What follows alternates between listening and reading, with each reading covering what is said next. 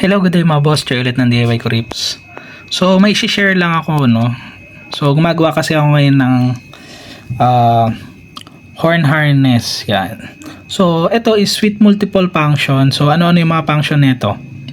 Una, meron tong horn selector. So, pwedeng stock horn, pwedeng loud horn.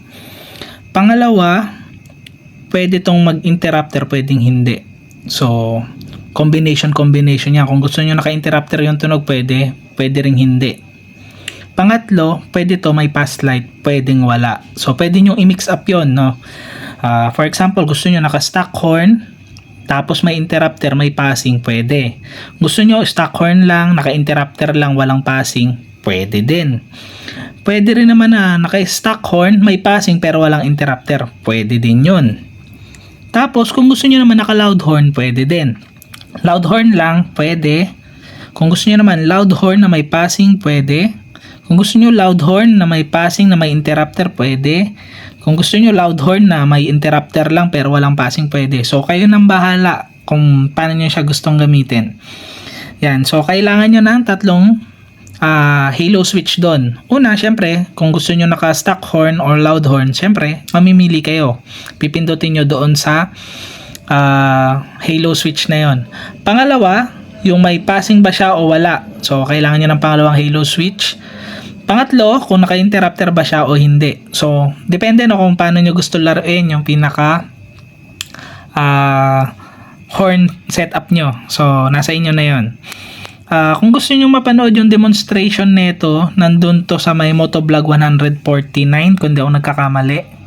Tapos, yung wiring diagram nasa Motovlog 152. Yan. Nandun yung wiring diagram. So, baka mamaya, no, ayaw nyong gawin kasi iniisip nyo makalat. Kasi pagka ginawa nyo tong setup na to, kailangan nyo ng dalawang relay at saka isang interrupter relay. So, papakita ko lang sa inyo kung paano siya wina-wiring para medyo malinis. Yan. So, ito yung pinaka lalagyan nitong interrupter. Ayan. Pero tignan nyo yung loob. Dalawang relay na yan. Electronic relay lang yung ginagamit ko. Yan. Tapos ito, pagka to kinabit ko pa to, syempre babalik ko yan dyan.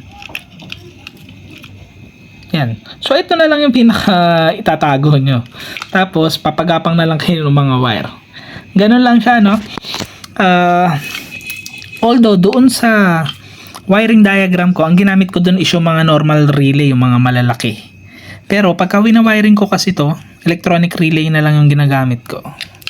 Yan. So, binibigyan ko lang kayo ng idea kung paano nyo mapapalinis yung wiring nyo. So, ayan na siya. Ito lang yung pinakaitatago nyo. Ang gagawin ko, i-assemble ko muna to, no? Ito kasi, lalagyan ko pa to ng glue stick para mas matibay at the same time, para hindi magko-corrode yung mga pinaghinangan bago ko to ilalagay. Yan. So, gagawin ko muna to, no? Tapos papakita ko sa inyo after. Di bale ito na, no? Nalagyan ko na siya ng glue stick. Yan. Make sure lang na makover nyo yung mga hinang. Tapos, minsan sinasabay ko na rin yung doon sa mga wire. Para at least hindi siya mahuhugot. Yan. Tapos, ngayon, ito, kakabit ko na to. Yan. Tapos, isisil ko na nung takip. Babalik nyo lang yung takip para mas malinis siya tingnan. So, ito na muna yung ibabalik ko ngayon.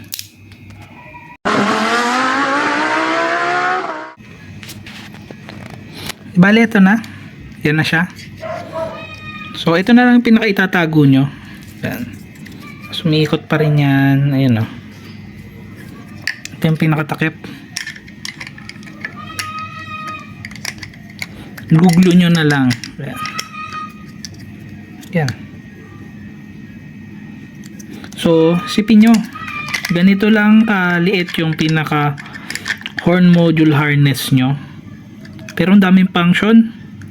Pwedeng stock horn, pwedeng loud horn, pwedeng may passing, pwedeng wala, pwedeng may interrupter, pwedeng wala. Tapos pwedeng yung i-mix up stock horn, may passing, walang interrupter, stock horn, walang passing pero may interrupter. Pwede naman may stock horn, may passing, may interrupter. So, napakaraming function nito. Pero ito lang, yung pinaka itatago nyong module. Tapos ito, no, mukhang napakaraming wire. Pero actually, ano lang yan, pinaikot-ikot ko lang kasi. So, pagka nagwa-wiring kasi ako, di baling mahaba yung wire, wag lang kakapusin kasi pinuputulan ko naman sa dulo. Yan, compare dun sa kinapos yung wire, tapos magdudugtong pa. Pero, ang wire niyan, bilangin natin, 1, 2, 3, 4, 5, 6, 7, 8, 9. 9 wires lang. Pero yung function ng pinaka horn setup nyo, napakarami na. Tapos yung pinaka horn module nyo, ito lang. Kala nyo naka-interrupter lang kayo. Yan.